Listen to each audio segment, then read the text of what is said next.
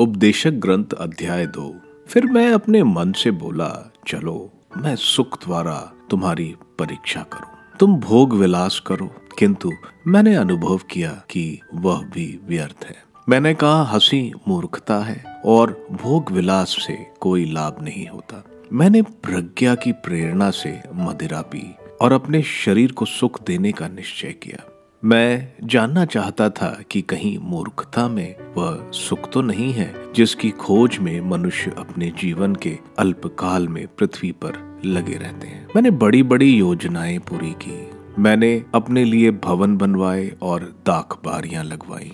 मैंने अपने लिए बाग और बगीचे तैयार करवाए और उनमें सब प्रकार के फलदार वृक्ष लगवाए। मैंने अपने लिए पोखर खुदवाए जिसके पानी से नए वृक्षों के उपवन सींचे जा सकें।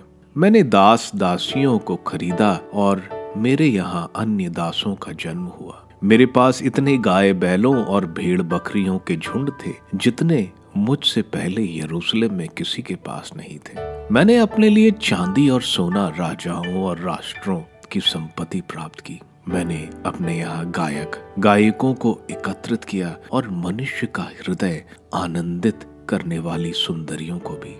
मैं महान बन गया और अपने पहले के यरूशलेम के सब शासकों से अधिक धनी। इसके अतिरिक्त मेरी प्रज्ञा भी मेरे साथ रही। मेरी आंखें जो कुछ चाहती थीं उससे मैंने परहेज नहीं किया। मैंने अपने हृदय को किसी भी प्रकार के भोग विलास से वंचित नहीं रखा। मेरा मन मेरे सब कामों में आनंद लेता था। वह मेरे लिए अपने सारे परिश्रम का पुरस्कार था। तब मैंने अपने हाथों के सब कामों पर और उन्हें संपन्न करने के लिए अपने सारे परिश्रम पर विचार किया। मैंने देखा कि यह सब व्यर्थ और हवा पकड़ने के बराबर है। पृथ्वी पर उससे कोई लाभ नहीं होता।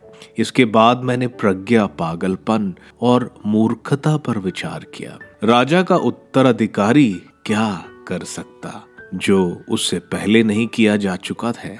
मैंने देखा कि मूर्खता की उपेक्षा प्रज्ञा से अधिक लाभ होता है, जैसा कि अंधकार की उपेक्षा प्रकाश से अधिक लाभ होता है। बुद्धिमान के सिर में आंखें होती हैं और मूर्ख अंधकार में चलता है। किंतु मैं समझ गया कि दोनों को एक गति प्राप्त होती है। मैं अपने मन से बोला, जो गति मूर्खी है वही मेरी होगी, तो मुझे प्रज्ञा से क्या लाभ होता है। इसलिए मैंने अपने मन से कहा, यह भी व्यर्थ है। मूर्ख की तरह बुद्धिमान की स्मृति भी नहीं रहेगी। कुछ समय के बाद दोनों भुला दिए जाएंगे। मूर्ख की तरह बुद्धिमान भी मरता है। इसलिए मुझे जीवन नीरस और आकाश के नीचे का सारा कार्यकलाप दुखद लगने लगा। यह सब व्यर्थ और हवा पकड़ने के बराबर है। मुझे पृथ्वी पर अपने सारे परिश्रम के फल से घृणा हो गई, क्योंकि मुझे सब कुछ अपने उत्तराधिकारी के लिए छोड़ना है। कौन जानता है कि वो बुद्धिमान होगा या मूर्ख। फिर भी मैंने पृथ्वी पर अपनी बुद्धि और परिश्रम से जो कुछ किया वह सब उसके नियंत्रण में रहेगा।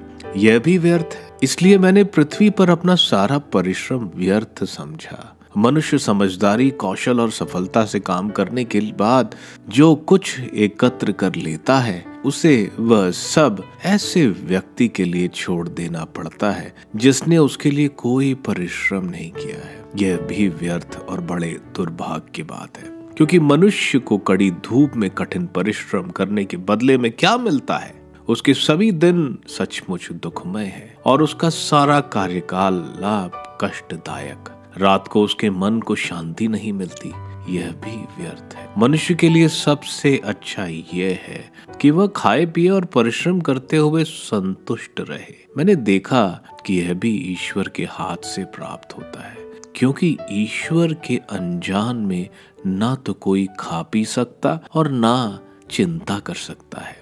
जिस मनुष्य पर ईश्वर प्रसन्न है वह उसे प्रज्ञा, ज्ञान और आनंद प्रदान करता है, किंतु वह पापी मनुष्य से धन एकत्र करने और संचित रखने का काम करवाता, जिससे वह उसे उस मनुष्य को सौंप दे जिस पर ईश्वर प्रसन्न है।